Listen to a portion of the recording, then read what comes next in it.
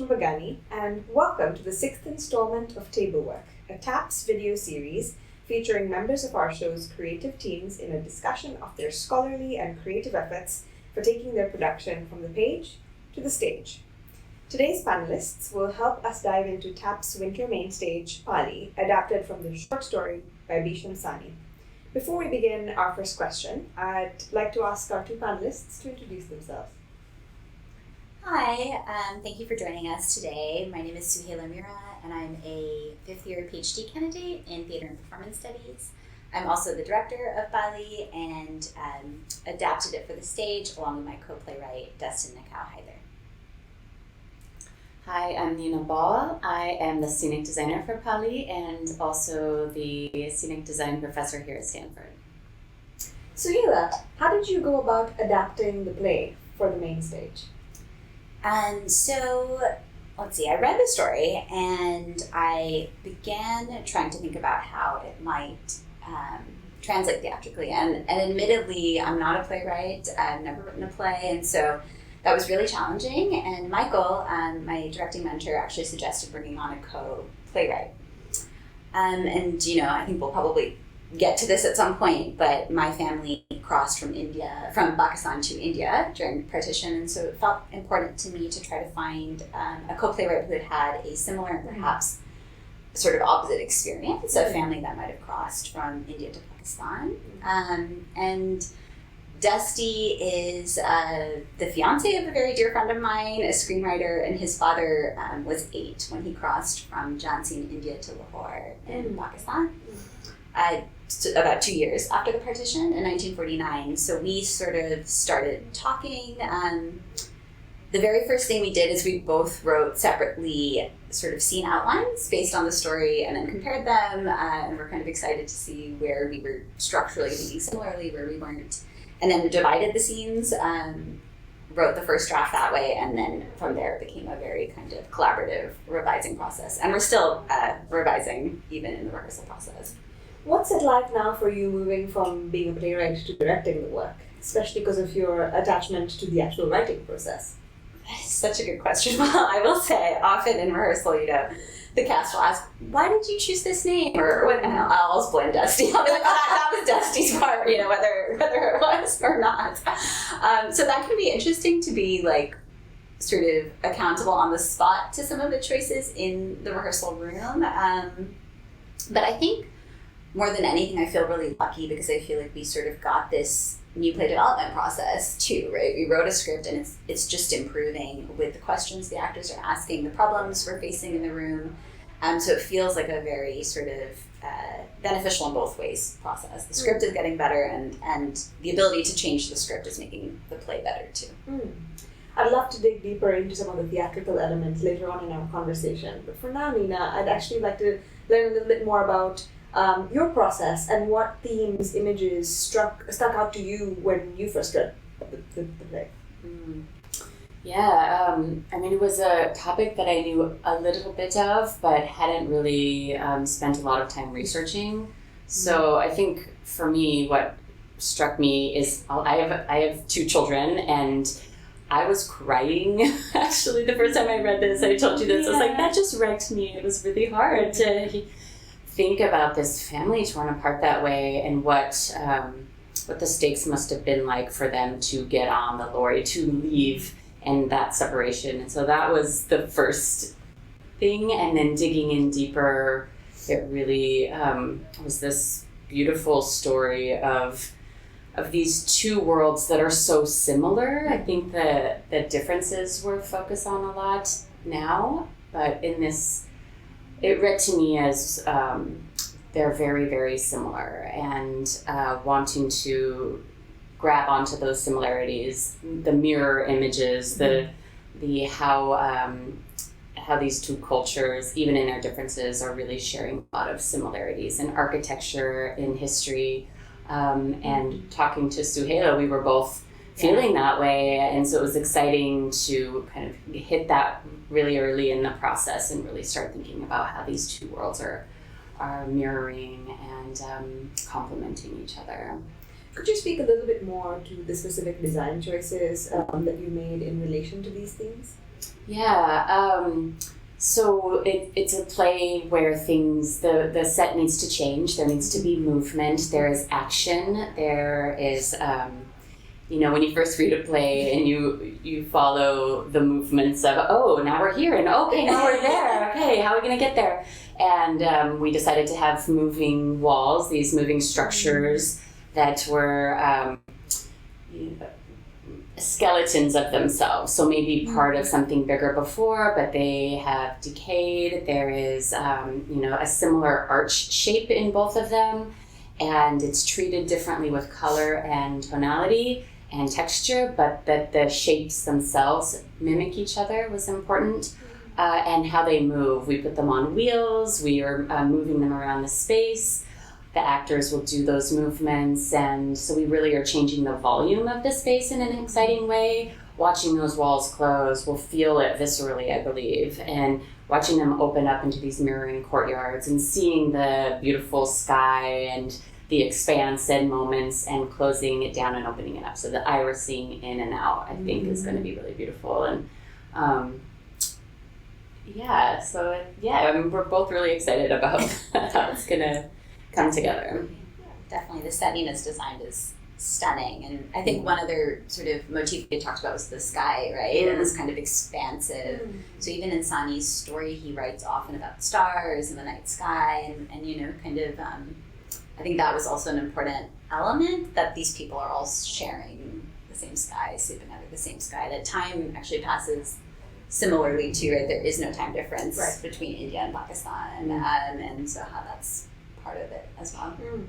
It made me think of just the idea of shadow play, the idea of one thing transforming into the next, and that it's through the eyes of Pali much of the time was a big one, is that yes, it's realism a little bit, but it's heightened, and moments it's grotesque, and at moments is just this how he is feeling, that internal trauma that he is going through as the world and the politics around him is changing.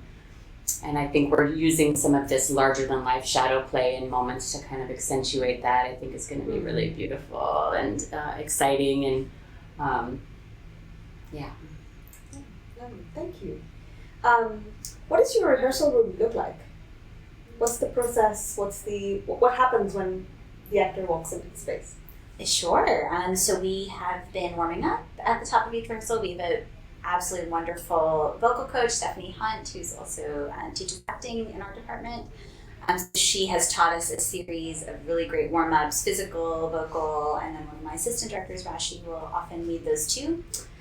And honestly, up until this week, Monday, in our design run, we were really working to get through a very rough staging of the play. So we lost the first 2 weeks of the rehearsal process to Zoom, which was fine. We were able to do, because of COVID-19.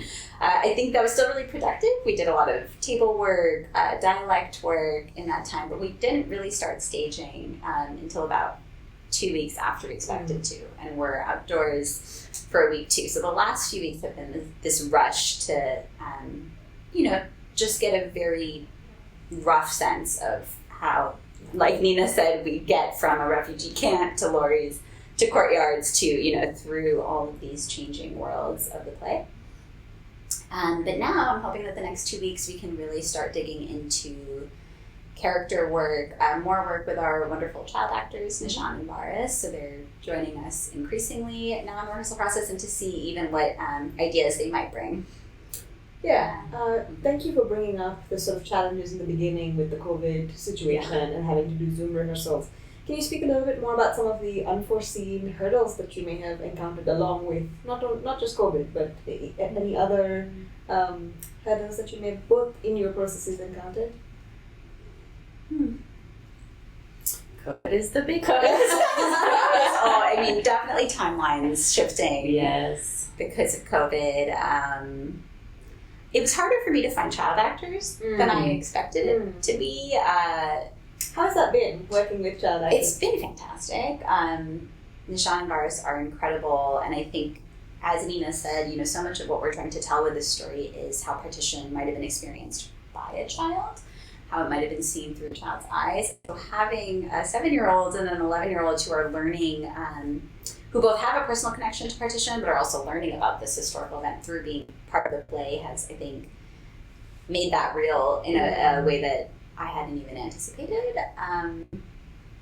So it's been fantastic. And, just tonight we're doing more improv sort of with them and the actors playing the mothers to now see what knowledge and ideas they can kind of bring to make this feel more organic. I'm trying to think of what set if there were some unforeseen hurdles that we... Oh gosh, the usual of budget and time and physics, but generally is this moving world going to move how we want it? Mm-hmm. Is this going to be climbable like we want it? Mm-hmm. And we were really happy to find out that it is, it will be. And we have this intricate cutout work, and so we were solving some of that in the shop, but that doesn't. Yeah. You don't have to hear much about that. No, but Daniel showed me, and it's beautiful. Yeah, this sort of jolly print in one of the arches. Mm-hmm. Yeah, and the shadow work is still a little bit of a question mark. We know it's going to work, but until we get the light and the thing, so some of that is exciting that we're going to be really troubleshooting in the next few weeks and during tech. I think that for me has the biggest unknown around me it too. still. And that's such an interesting set performer crossover, right? It's also what our shadow performer is doing, all of that. That'll be really exciting. Yeah. Well, I'd actually love to ask you, because you've mentioned the shadow play, you've mentioned the moving elements of the set, the coming together of the design with the actors' work, and I also know from being in rehearsals that there's a lot of dance, a lot of dramaturgical elements. What was your vision behind bringing these varied, thematic, scenic design ideas into the room, and why the choice of bringing dancers, for example, and some of these other elements into telling the story? Yeah, thanks for that question, Karishma. That's a great question. I mean, I will say, I think in some ways, actually the music was one of the first things to get said about this show. So when, sort of TAPS agreed to take on Pali as the main stage, before I had even begun writing the script, I had reached out to a team of musicians I knew from time I'd spent in Delhi, because it just felt to me like this show,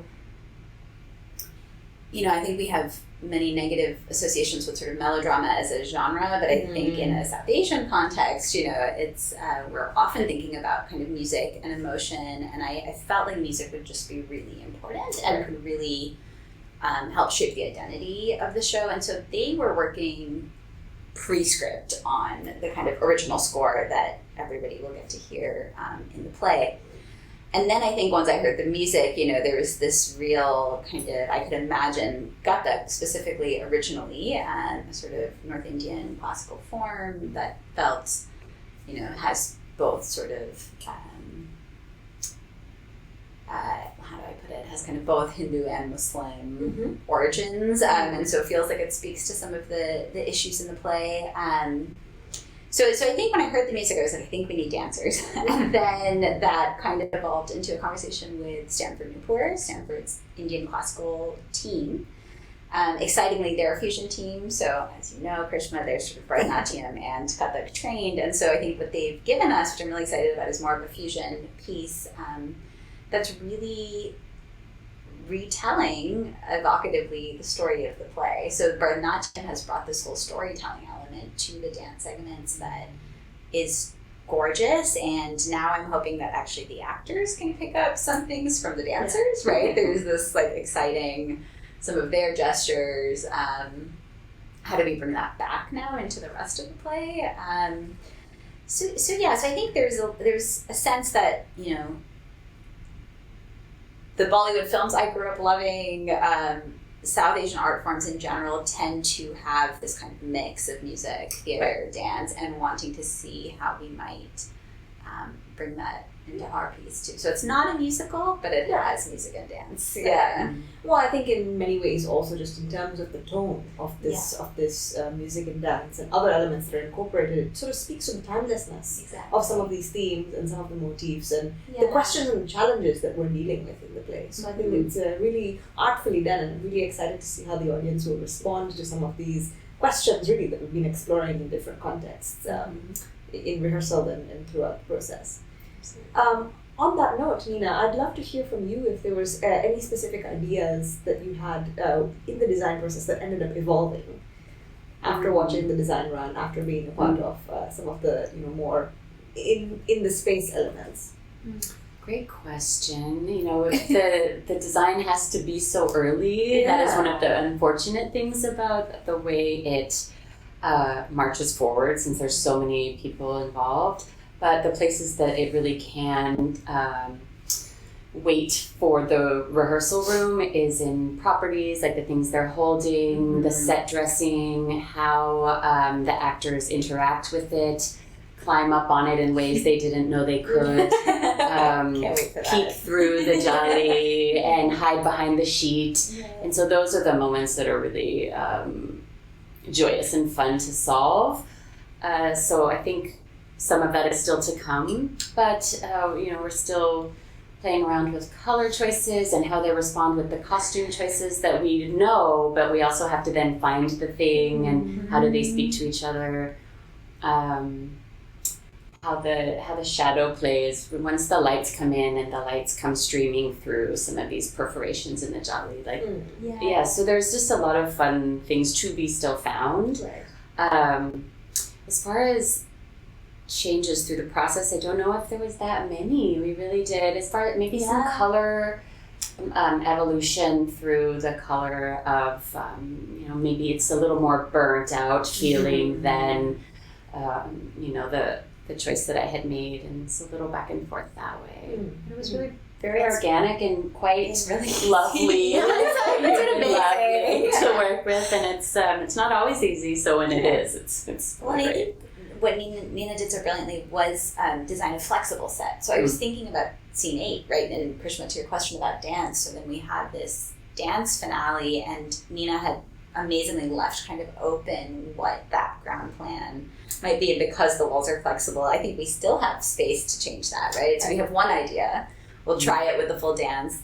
That could still shift, and that's also really, I think, a gift. I don't know how often that happens, that, there's the possibility of adjusting the set because it has that inherent flexibility. Right. Yeah. It isn't always the case. It's amazing, right? It's like it's put it on some wheels. Yes. It's more likely. But it's good. Yeah.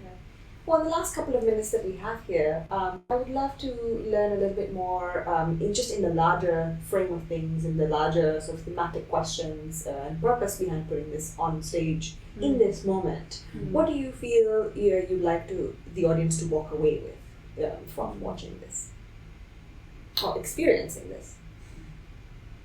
Do you want to start, Nina? Do you want me to? You start. Okay. I'm happy to. Well, so I think maybe the most basic fact is that 2022 is the 75th anniversary of partition. So that was, that timing felt meaningful when I thought about doing this play here now. There's also, the kind of evolving political situation in South Asia currently, and the kind of Hindutva BJP government that has been sort of in power in India since 2014, sort of unbearable amounts of violence against Muslims in India in the past years. And so, just thinking about how the legacy of partition very, very much continues, and we are living in it today, and at the same time, it's a history that is so unspoken about.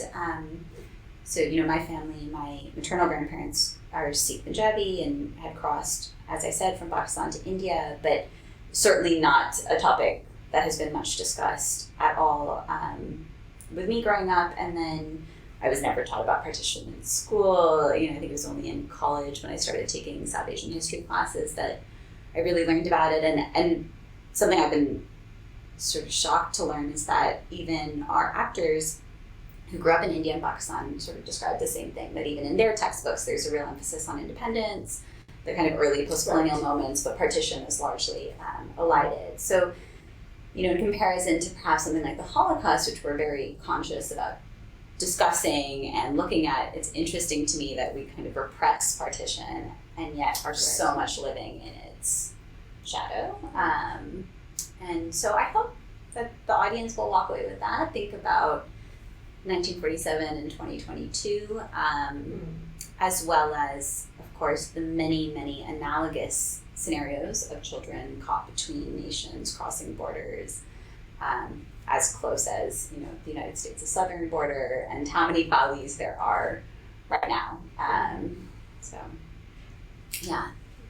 Yeah, I think that was the most striking thing for me with this, is just how it is in the past and right this moment that there are those child separations are so in the news to this day, very, very close to us, and being surprised about how many people really don't know about this history, and you have to either seek it out or have it come to them, and so hopefully they will learn a little bit about this, but also really come away with the beautiful relationships that we're witnessing on stage, and people really trying to do right for this child. Absolutely. It's a very humanistic story. Yeah, really. It really is. Yeah, very lovely. Beautiful. Yeah, I think, just to speak as well in the diasporic context also of the specificity and the universality of this narrative, living in the diaspora and being able to understand, the effects of this in a way that is still external but somehow related is also a very, different perspective to add to this. And I really am curious to see how it will be received by audiences. Yeah. And what further questions it may raise, you know? Absolutely. Yeah. Thank you so much for your time. Yeah. Really appreciate you spending and sharing this space and conversation with me today. And I look forward to seeing you in rehearsal. Thank you, Karishma. Thank you. Yeah. Thanks, Meera. Thank you for those that tuned in.